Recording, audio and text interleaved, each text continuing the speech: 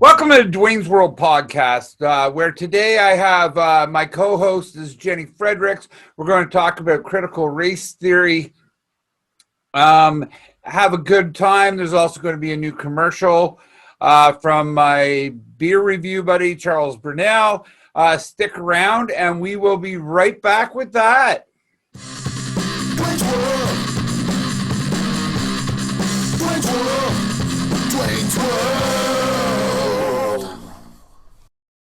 Today on Duane's World with the Booze and Blogger, I have another co-host. Like I promised you, we have changed our format around. Today, I have Jenny Fredericks, who is an amazing comic from Toronto and mom, former mortician, and the most hated person on Facebook now. The person who's been thrown in Facebook jail more than any other person, and I don't get it because she's such a nice, sweet girl. Welcome to the show, Jenny. Hi, thanks so much for having me. So we're going to talk about CRT, critical race theory. So how about you tell me what you think what it is? Okay, so the most common rebuttal that you get when you talk about critical race theory is people will say, that's not critical race theory, that's not this. And they're trying to separate them all. And it's just, it's a gaslight, basically. What CRT is in the legal sense, it was a legal theory about how, and that's where white privilege came from, right? That if you were white, you had certain privileges in the legal system. That's what it was supposed to be about. But let's say wokeness as a whole is that's the best thing to call it, is based on a lot of these critical theories. And they're all kind of mixed together. Intersectionality, it's the same person that created CRT, created intersectionality. Probably the biggest name in CRT right now is Robin DiAngelo. You've heard of her? Yeah. She's got that white fragility book. Yeah. So now they've started to distance themselves and say, no, she's not critical race theory. She's critical whiteness theory. And, it's just all these, they're trying to just semantic games to try to, and the other thing that has happened is that they're trying to reframe it as teaching history, meaning that which if I was against critical race theory, that would imply I didn't want kids to be taught about slavery or Jim Crow or any of the ugliness of the past.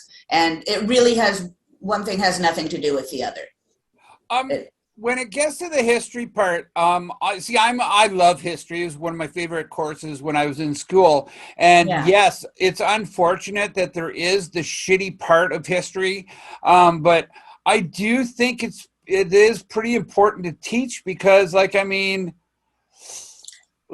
did we come from? What did we do? I mean, because especially now in the U.S., they're getting rid of all these statues, right, of General Lee and all these other people, and kids. It went a little overboard. Yeah, but of course they got to Washington and Lincoln.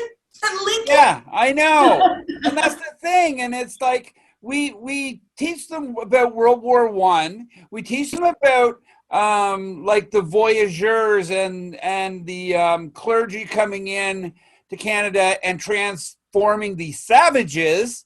And so why can't they continue to learn about slavery and Jim Crow? Because, like I said, it's so important that they get it right.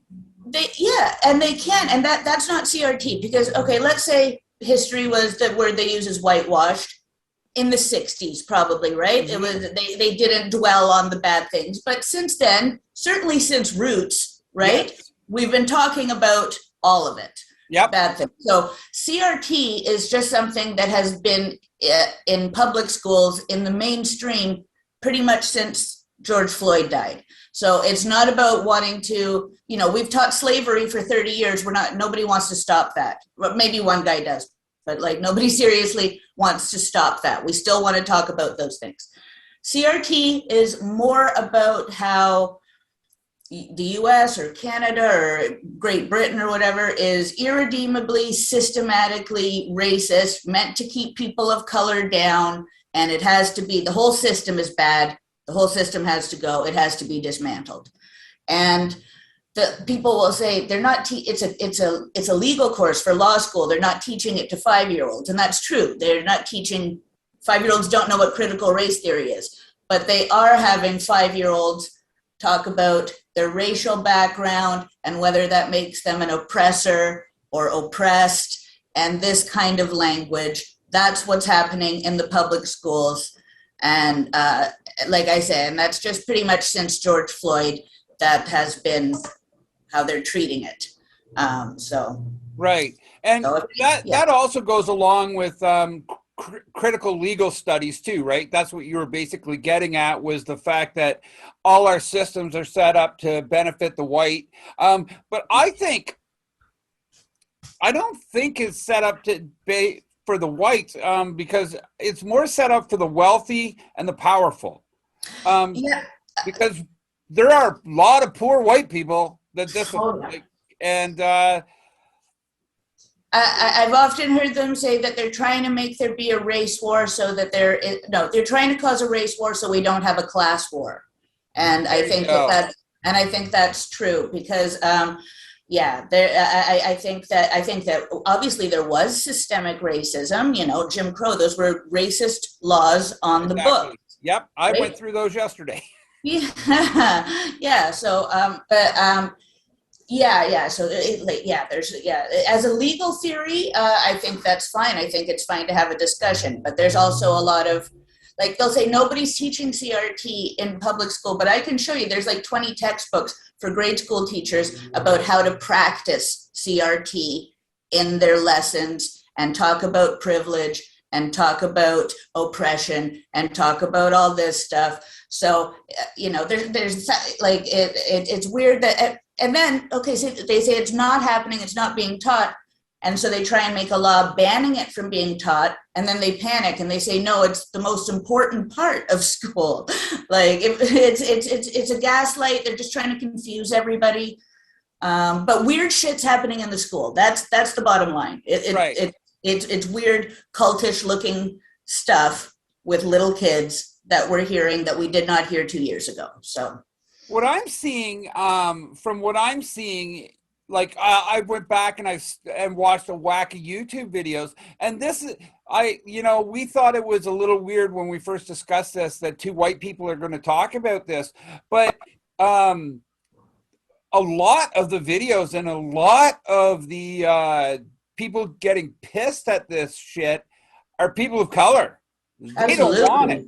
Like, absolutely, shit at the school boards because they're teaching, like, this thing. The worst part of the whole situation is they figure black people should always consider themselves underdogs, and because you're never going to get your way. Well, without that, we don't have Hank Aaron. We don't have Jackie Robinson breaking. Why would you bother trying? The game's rigged against you. It's impossible. Why would you even try to do well? And there are a lot of black parents that are saying that. There was one black man at the school board saying that he descended from, he knew exactly which plantations he came from and everything like that. He said, I'm not oppressed. My kids are not oppressed. I don't want you telling them they're oppressed, because it's defeatism. But it's especially the Asians are taking it really hard. And a lot of Asians think that the rise in Asian hate crimes is because of this CRT, because they do so well over here. Since CRT thinks that things like hard work and merit and nuclear family structure, they're calling all that stuff white supremacy. Yeah. It's ridiculous. Okay, so and Asian families, they tend to value all those things as well. So even though they're minorities, they're also oppressors under this theory. So it's not good for anybody that I can tell. It's a horrible way of looking at the world. Well, me. I read part on this because I wanted to study up on it, and they're trying to they're trying to make it a race war, not but all this is a construct of social, not biological. Like, I mean, this is all due to wealthy, you got your one percenters or whatever. And it is a construct of the social and not the biological. I don't think I grew up with people of color and they didn't do any worse than, in fact, a lot of them did better than what I did. And I know that was probably just racist for me to say that, which I think is also ridiculous. Well, it's just because it's making us compare the races. It's forcing us to all compare the races, which is so unhealthy to begin with. But yes, it has a lot more to do with socioeconomics and the schools in the, more ghetto areas. And, there are things we could do to solve that. But just calling everything systemic racism isn't helping anything. They're not helping poor people. They're not getting, teachers and tutors and people in there to help. They're just calling the whole system racist. And if you want to say Canada is systemically racist, there's a lot of evidence for that, like what was happening with the residential schools not too long ago, except for right now, it's systemically racist compared to what? Every country is systemically racist unless there's no multiculturalism, unless they don't have anybody of different colors in that country. Every country has a very racist past. Exactly. Britain has a racist past. Canada does. Every country does. Where there are different colored people living together, there has been racism in the past. Which is garbage. Yeah. I just hate the fact. The biggest one that pisses me off on this is that basically all white people are oppressors and all black people are oppressed. That's explicitly part of CRT. Shit that I've never heard in my life. Yeah, and you're putting this between children that are best friends that are colorblind. Like I say, colorblind being the theory where everybody's treated the same. Right. My kids are like that. We were doing better than we ever have with that. And it is putting this into children's minds to racialize things and to feel inherited guilt and all this kind of stuff. And they're not, people, like I said, it's there's not as many mixed race marriages and stuff. It's really driving people apart. We had this sense of unity. We made all this progress. We were all Americans together or Canadians together or whatever it is. And this is all about splintering us off into little groups that resent each other. That, just telling everybody that I've had such a free ride, they're going to resent me and stuff. And they don't know. They don't know. I wish I had a free ride. I wish my white privilege came out and gave me shit, because I tell you, I work my fucking ass off. Yeah. And, I'm in stage 4 heart failure. So yeah, where's my white privilege there? I get the same ailments everybody else does, and I've worked my ass off to get where I'm at. And nobody's trying to bring us together by saying that everybody has these problems and everybody has these struggles and we're more alike than different. That's something that's become politically incorrect to say. And that's crazy to me. That is what, so CRT, it's the opposite of Martin Luther King is what it is. It says that being liberal and us all being one, that's not good enough. We have to do this big reverse racism thing to make things more equal. And like the studies show, race relations haven't been worse in 40 years. It is absolutely not helpful. And I don't remember this much turmoil growing up in the 80s or in the 90s. I do not. I understand, yes. But I mean, for the most part, I'm seeing white on white crime or black on black crime.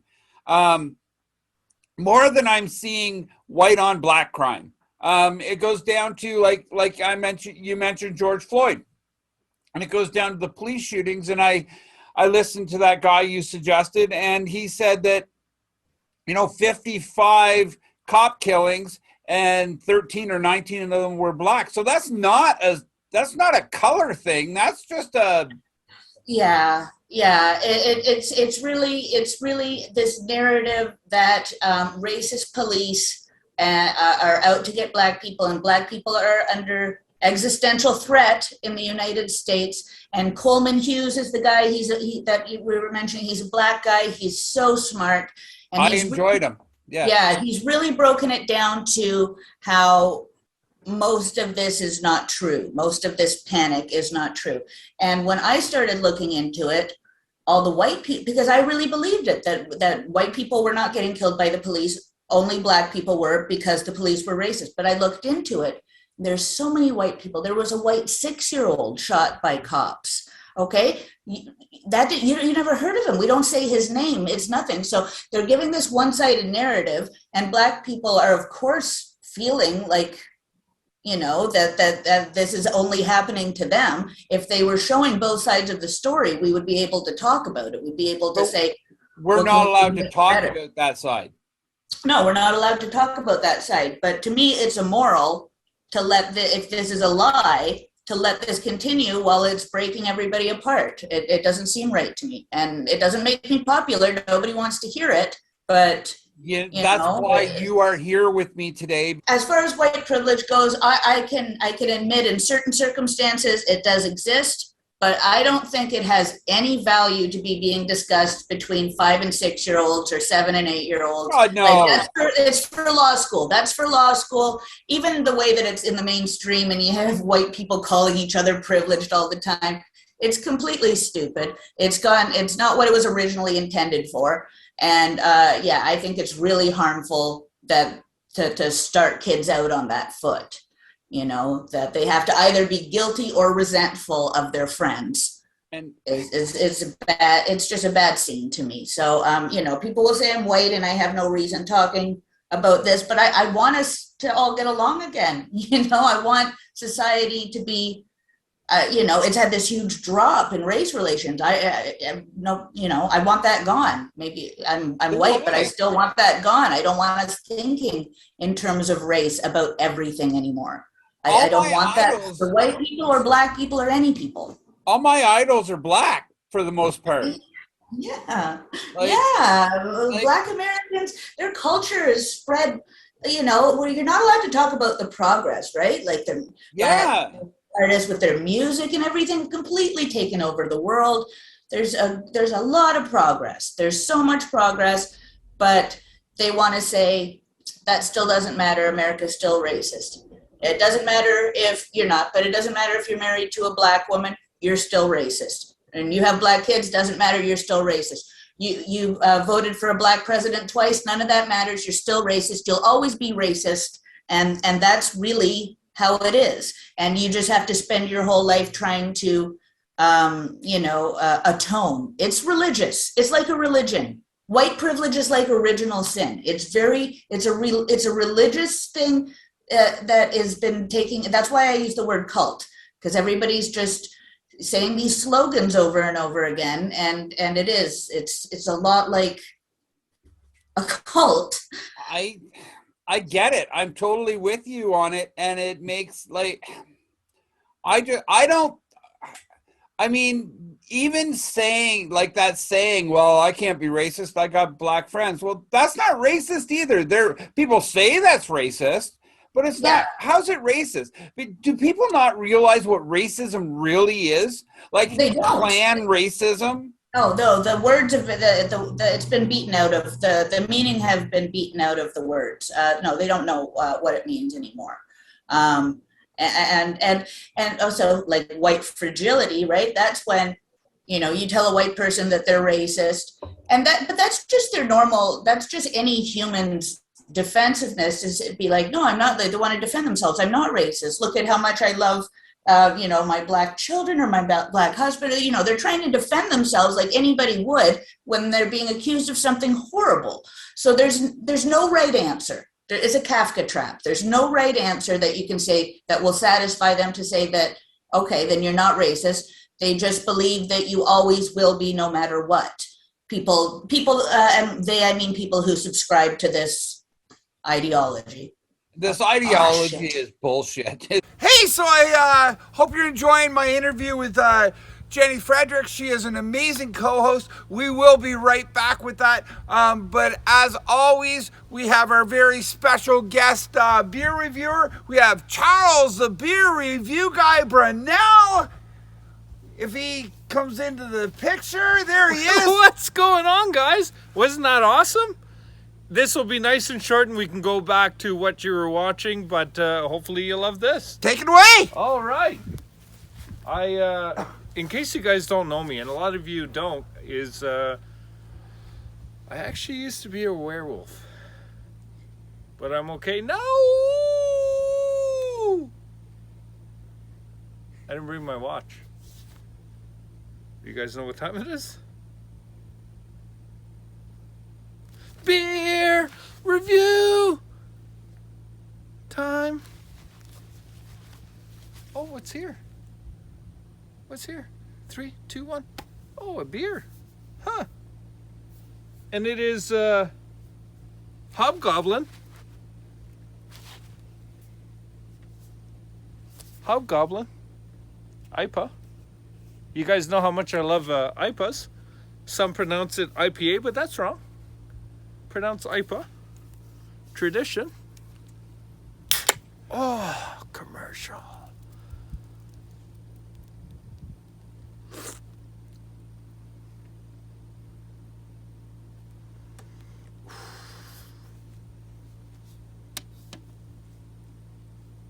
Do you guys want to smell it?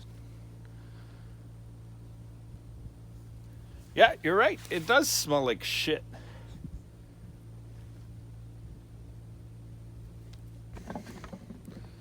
Oh.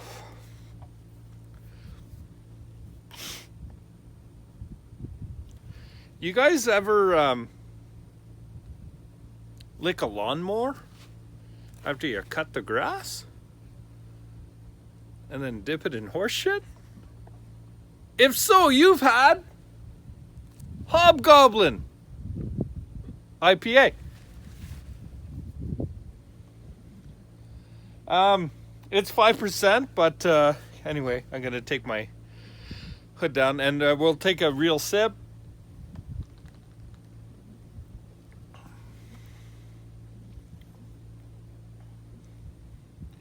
Guys, I'm going to be honest. If there's anyone in your life that's pissed you off and you can't find it in your heart to forgive them, that's okay.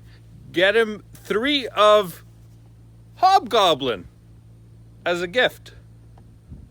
So you can let them know how much of an asshole they were to you, and they can taste the punishment in this this beer.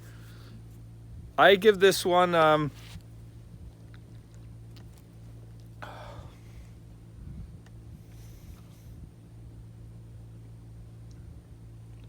I'm gonna give this, since it's Halloween coming up, guys, we're gonna give this 2 howls out of 10.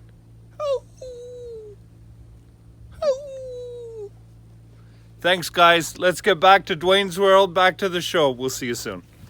Hey, welcome back to Duane's World. I hope you enjoyed that beer review with Charles Brunel, the beer review guy. I am still here with Jenny Fredericks, and we're talking about critical race theory. Yeah, let's get back at her. So what do you think, Jenny? All right.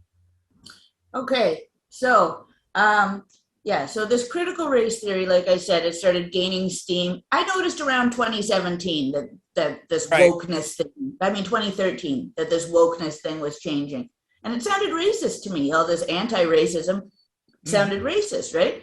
But I have heard critical race theory described as white supremacy with a guilty conscience.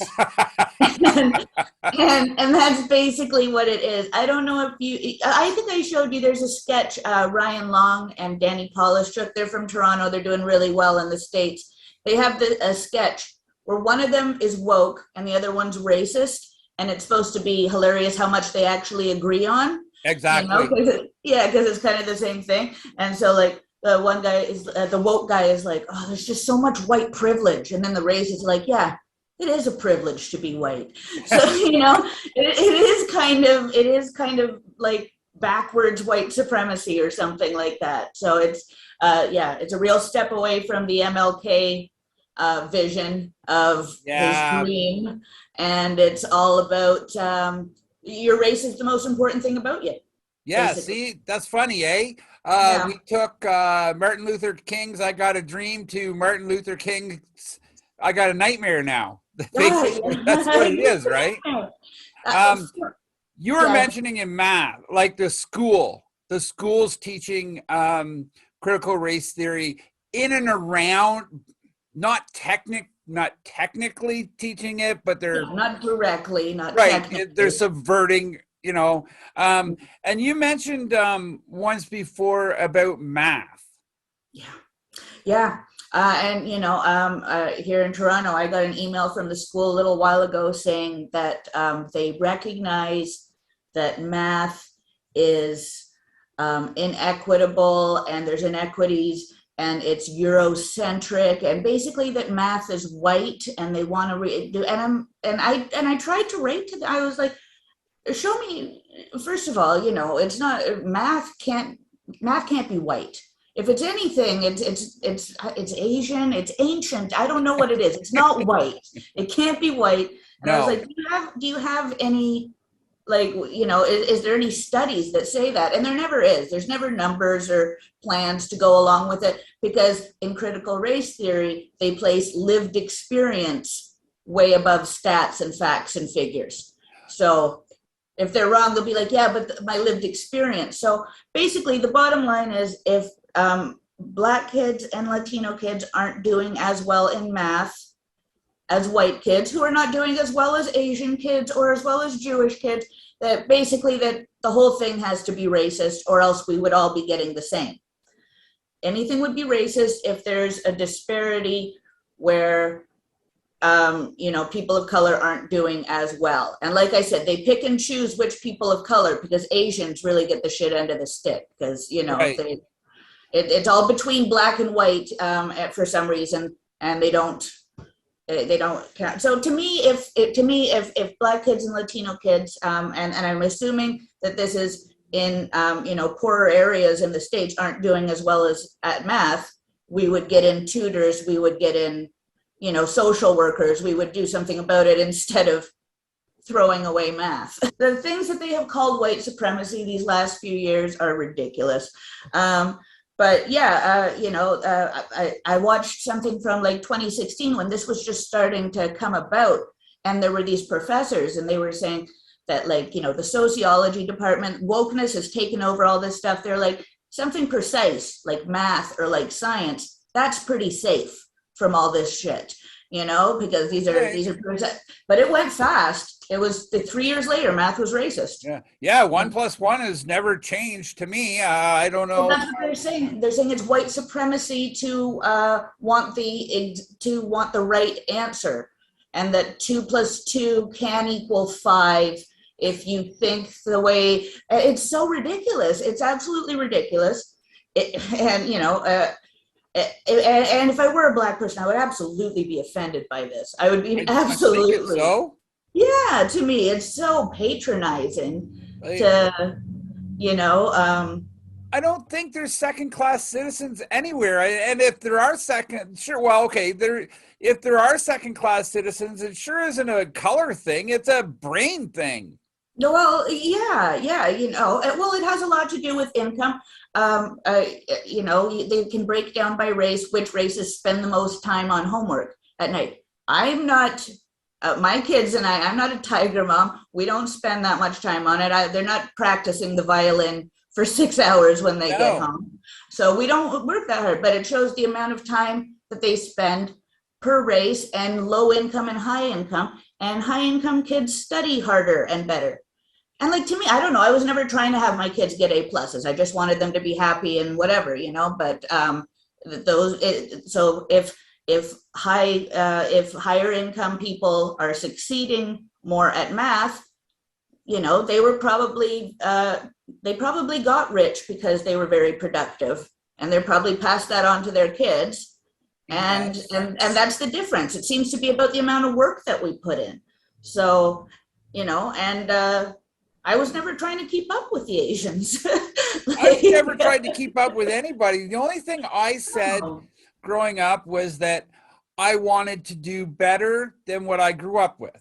Yeah. And that's, I think, what every person, every kid looks back and sees any struggle that their parents had, and they just want to do better. So you just want to do better. You don't you know, it's Everybody wants that for their kids, right? And you know, and you know, and like I said, I don't think that you know, studying for 6 hours every day and getting into Harvard and stuff, that's not something that's for everybody. That's a big sacrifice, it is right? a big sacrifice. Yeah, you sacrifice your childhood. So if you want it and you want to work that hard, I believe that anybody can get it, regardless of color. But So do I. they don't like that answer. They don't like that answer. I Yeah. also read, I Mhm. also read, or read and watched on YouTube how people that believe in this crap, they also believe there should be two sets of laws. Yeah, One, right. yeah, I can't remember where I read it, but it was basically that's what it was sounding like. Was that okay? We should have a set of laws for these people and a set of laws for these people. It's terrible. It's Like, terrible. It just breeds resentment. The more rules you make for one group and not for another group, the more actual racism is going to bubble up. back to the critical race theory. We barely touched on this too, but you did talk about the kids in school and how the kids are being taught because of critical race theory. Kids are starting to question, you know, having to question friendships between, you know, different kids. My I've told you this many times. My theory is that kids are perfect until an adult ruins that and says, no, they're different. Because That's you go to a 100%. playground when there's little kids of every color run to each other. Yeah, yeah. There was a New York Times article right after George Floyd that was applauded. It was by a black man, and it was called "Can my children be friends with white kids?" And basically, the gist of the article was no, they shouldn't, they can't. And it was applauded. It was the opposite of Martin Luther King. It was absolutely applauded. And I was like, what is going on here? Where are the grown-ups in the room? Why isn't anybody trying to, you know, bring down the Yeah. temperature a little bit? Because, you know, it was, the tension was ridiculous. So it gets applauded to say stuff like this. It's not true. And I Leave think our it's so kids damaging. alone. Leave the Yeah, kids out of it. yeah, and they're coming right out and saying that they don't think that, you know, what parents think matters, that it's up to the school to teach what they want to teach. Oh, that's a crock of shit too, because we're not going to get into the whole gender thing, but yeah, that's a crock of shit too. Like Well, yeah, they're teaching a lot of stuff that people don't know about it, but they're basically telling parents to stay out of it. And they've even gone as far. I got to find out. I don't know which Democratic politician this was, but all of the parents that were showing up at PTA meetings and like you said, parents of all colors saying that they did not like what was happening in the schools. They called, was it Stacey Abrams? I think maybe they called those parents domestic terrorists. really?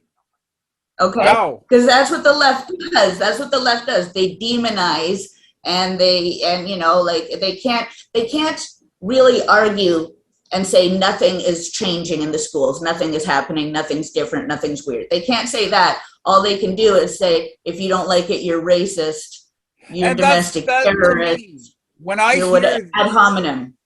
that quote, if you don't do that, you're racist. If you don't like this, you're homophobic. If you don't like this, you're transphobic. To me, that is the biggest loss of an argument. To me, you've lost an argument because you can't come up with. Well, of course, yeah. That's the whole thing with cancel culture. You know, you don't have to persuade anybody. You just have to. You know, it's heresy. It's heresy. If you say this thing, you're bad. You're bad, and I don't have to defend my points with you because you're just bad, right? And yeah, of course, it's not very sportsmanlike. I have talked to a couple of my friends who have absolutely no idea what critical race theory is. So this is going to open up their eyes and let them know, Well, because the left is lying about it. They're lying about it. That's why, like I said, they're saying that it means that we don't want, if we're against critical race theory, we don't want slavery taught. We want it to be like the 50s where we make America look like the bright, shiny hero and everything. And it hasn't been like that for at least 30, 40 years. 40 years. Okay, so nobody, prices, yeah, probably. that's what they're trying to disguise it as. There's a bunch of, Republicans that just want to hear heroic American stuff and don't want to talk about the bad things. And yeah, that's not it at all. I am absolutely amazed with you by how much you've actually put in the time to learn, and I fell down the rabbit hole. I did feel compelled to really look into it because it was just so big. And like I said, right from around 2013, I wanted to understand what the hell is going on around here. What's happening with these kids? What's happening on these colleges? What's happening to comedy? What's happening to the media, right? Like the left and the right. There's no unbiased news anymore. So I really felt compelled to kind of figure out what the hell was happening because,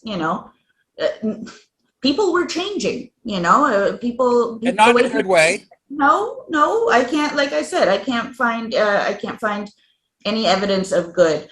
But yeah, the way people were thinking, the way that people were intolerant to, if you don't feel the same as me politically, and if you see it all the time, right? Unfriend me if you're against abortion, anti-vax, and the list goes on for 20, 50, whatever. And I don't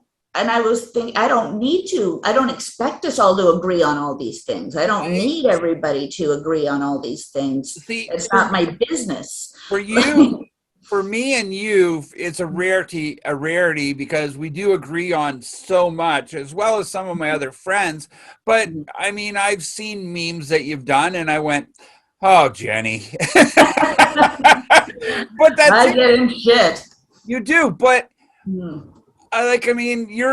friends are supposed to disagree.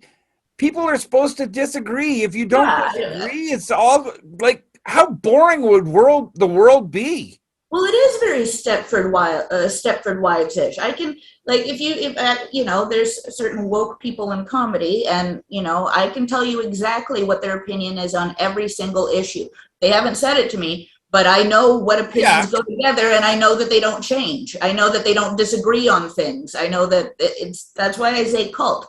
If they think that, Dave Chappelle is going to cause violence and danger, I can tell you what they think about absolutely every other issue. Oh, it is. And it's Stepford Wives. It's Stepford Wives. Yeah, it's just. I don't like it.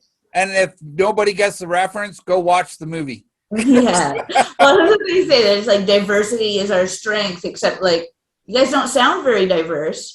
Oh, I know. So I've been sitting here with Jenny Fredericks. We've been talking about critical race theory. I hope everybody has enjoyed the show. I'm really, really happy that Jenny took the time to do this. By the way, this isn't the first time we've tried to get together. She's a very busy lady.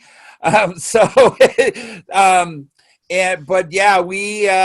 have absolutely just loved sitting here chatting with you, Jenny. It's absolutely been amazing. I really do hope you come back. I will. I hope that we don't get too canceled. We're not going to. I'm not too worried, but it's always a worry. Like I said, it's always. We'll see.